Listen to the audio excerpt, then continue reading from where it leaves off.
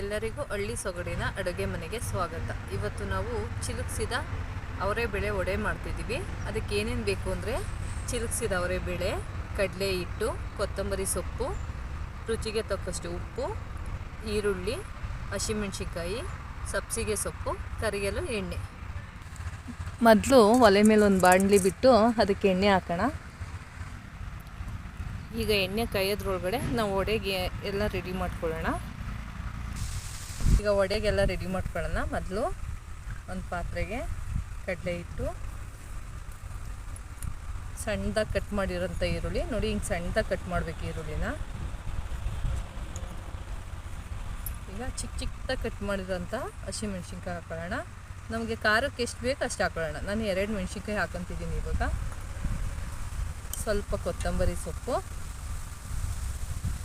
ಸೊಪ್ಪನ್ನ ಸಣ್ಣದಾಗಿ ಕಟ್ ಮಾಡಬೇಕು. ಈಗ ಸ್ವಲ್ಪ ಸಬ್ಸಿಗೆ ಸೊಪ್ಪು ವಡೆ ಇದ್ದವಕ್ಕೆಲ್ಲ ಹಾಕಿದ್ರೆ ರುಚಿ ಚೆನ್ನಾಗಿರುತ್ತೆ. ಈಗ ಚಿಲುಕಿಸಿದಂಥ ಅವರೆಬೇಳೆ,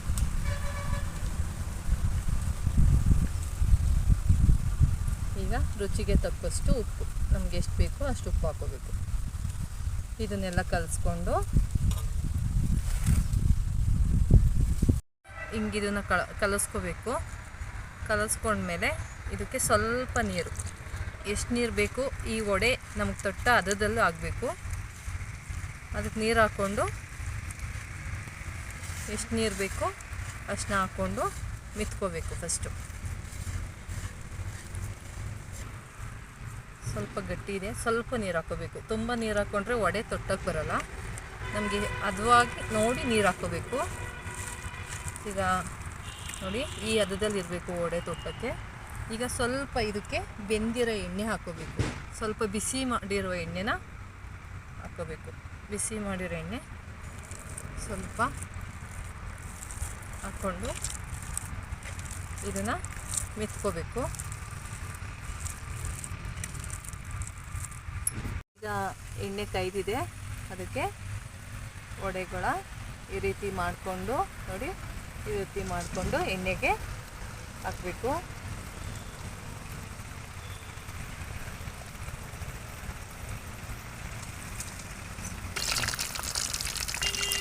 ನೋಡಿ, ಈಗ ಬೇಯ್ತಿದ್ದಾವೆ ವಡೆ. ಅದನ್ನು ಈಗ ತಿರುಗಿಸಿ ಬೇಯಿಸ್ಕೋಬೇಕು. ನೋಡಿ, ಇವಾಗ ಸ್ವಲ್ಪ ಬಣ್ಣ ಇದಾಗ್ತಿದ್ದಾವೆ, ಇನ್ನೂ ಸ್ವಲ್ಪ ಬೇಯಬೇಕು. ನೋಡಿ, ವಡೆ ರೆಡಿಯಾಗಿದ್ದಾವೆ. ಈಗ ತೆಗಿಯೋಣ ಎಣ್ಣೆಯಿಂದ.